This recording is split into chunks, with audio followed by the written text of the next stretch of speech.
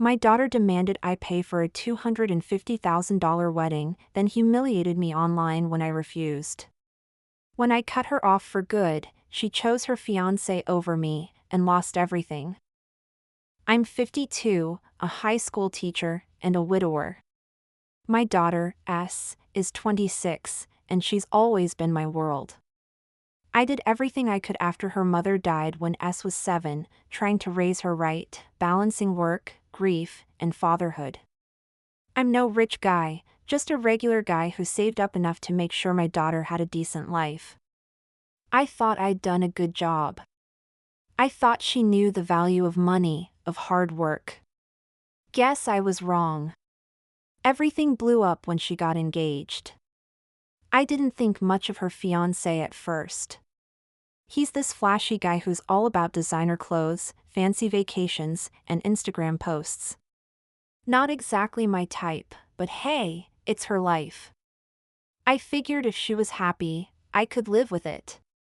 That all changed the day she came to me and laid out her plans for the wedding. And I'm not talking about just any wedding. This was some 5-star Instagram perfect monstrosity that was gonna cost a cool $250,000. Let me just say that again. $250,000. For one day. I stared at her like she had lost her damn mind. You know I don't have that kind of money, right? I mean, do you even know how much I make? I'm a teacher, S, not Jeff Bezos. She rolled her eyes like I was the stupid one in the room. Dad, it's my wedding. You're supposed to pay for it. Isn't that what dads do? I can't believe you'd even question it. I'm not questioning it. I'm telling you straight up. I don't have that kind of money. I kept it calm, trying not to let her attitude get to me, but I could already feel my blood pressure rising. I've got savings, sure, but I need that for retirement. This is just irresponsible. That's when she snapped. Oh, so now you're calling me irresponsible? Great. That's just fucking great, Dad. My friends' parents are paying for their weddings, but my dad can't even do this one thing for me. What was the point of you saving all those years then? Just so you could hoard it? I couldn't believe what I was hearing. Hoarding it? Like I owed her something. I tried to reason with her, tried to explain that I'd be happy to contribute, but $250,000 was a joke. I suggested something more reasonable, maybe $15,000, which is still more than I ever thought I'd offer for a damn party. But she wasn't having it. She stormed out, slamming the door behind her. I thought she just needed to cool down. I figured she'd come to her senses after a day or two, but I was dead wrong.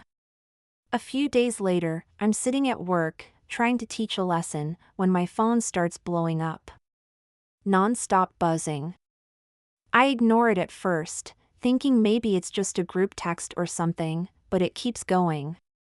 Finally, during lunch, I check my phone, and there it is. S had posted this long-ass rant about how her broke father was refusing to pay for her wedding. Publicly. She dragged my name through the mud in front of all her friends and followers. She basically called me a deadbeat, a loser, and worse.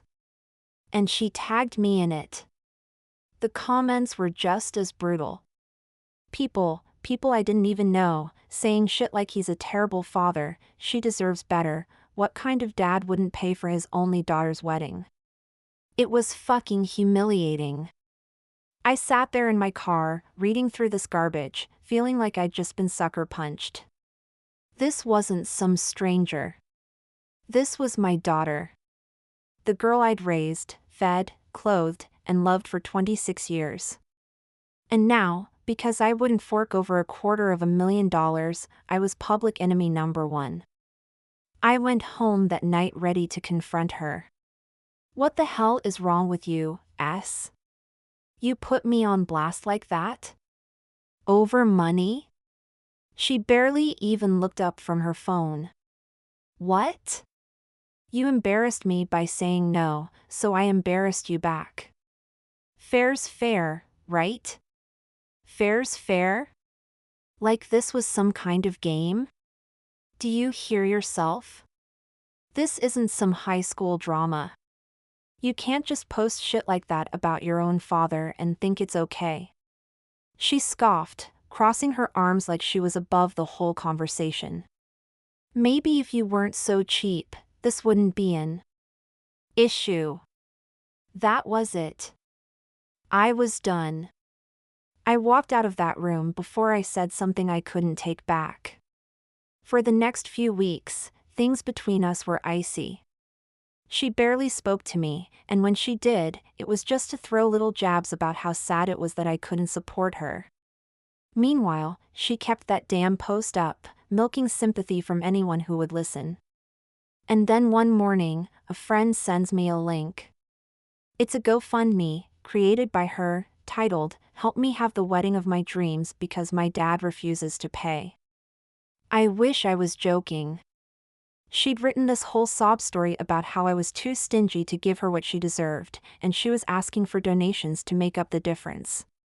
And people were donating. Strangers were throwing money at her to fund this ridiculous wedding. I sat there, staring at my computer, in complete disbelief. What the hell had happened to her? This wasn't the daughter I raised. This wasn't the girl who used to sit with me on the couch and watch old movies, or who cried on my shoulder after her first breakup. This was someone else. Someone selfish, manipulative, and cruel. That night, I made a decision. I withdrew every bit of financial support I'd been giving her. I'd been helping with her rent, car payments, and even some credit card bills. I pulled the plug on all of it. If she wanted to act like I was nothing more than a walking ATM, then fine. She could figure out how to live without my money. I also made the hardest decision of my life. I disinherited her. I'd spent years planning to leave her everything I had after I passed. But after everything she'd done, I couldn't do it. I couldn't reward this kind of behavior. It was the last card I had to play. And I played it. When I told her, she lost her mind. She showed up at my house, screaming, crying, accusing me of abandoning her. You can't just cut me off like this. I'm your daughter. You're supposed to take care of me. I looked her dead in the eye and said, not anymore, S. You made your choice. And then, for the first time, she got real. She dropped the crocodile tears and told me the real reason she was so desperate, the fiancé. Turns out he was threatening to call off the wedding if she didn't come up with the money. So all of this, the public shaming, the fundraiser, the whole damn thing, it wasn't about me at all. It was about keeping her precious fiancé happy. I could barely process it. My own daughter, my flesh and blood, had thrown me under the bus because she was afraid her fiancé would leave her. Please, Dad, she begged, her voice cracking. Just help me this one last time. I'll make it up to you. I swear. I wanted to say yes. I really did. But I couldn't. Not after everything. No, S. I can't help you anymore. You're on your own. She broke down, sobbing, calling me every name in the book. But I didn't budge. I couldn't. She left that night, and for a moment I thought maybe that was the end of it. Maybe she'd move on and figure things out. But no. Of course not. A few days later, she posted again. This time she wasn't just trashing me. She accused me of emotionally abusive, of neglecting her, of being a terrible father who had never been there for her. It was all bullshit, complete lies. but it spread like wildfire. More messages, more hate, more people piling on. I was furious. But more than that, I was done. She'd crossed a line. I gathered every screenshot, every post, every nasty message she'd ever sent me, and I sent it all to her fiancé. If she wanted to play dirty, fine. I could play dirty too. 2 days later, the wedding was called off. Turns out, her fiancé didn't appreciate being lied to. He dumped her on the spot. When she came back to me, broken, sobbing, I almost caved. She looked so lost, so desperate. But I couldn't do it. I couldn't save her from herself. So I told her to leave. I haven't seen her since. She moved out of town, blocked me on everything, and that's that. Do I miss her? Every day. But I couldn't keep being her punching bag. I couldn't keep letting her drag me down with her. So that's it. No happy ending here.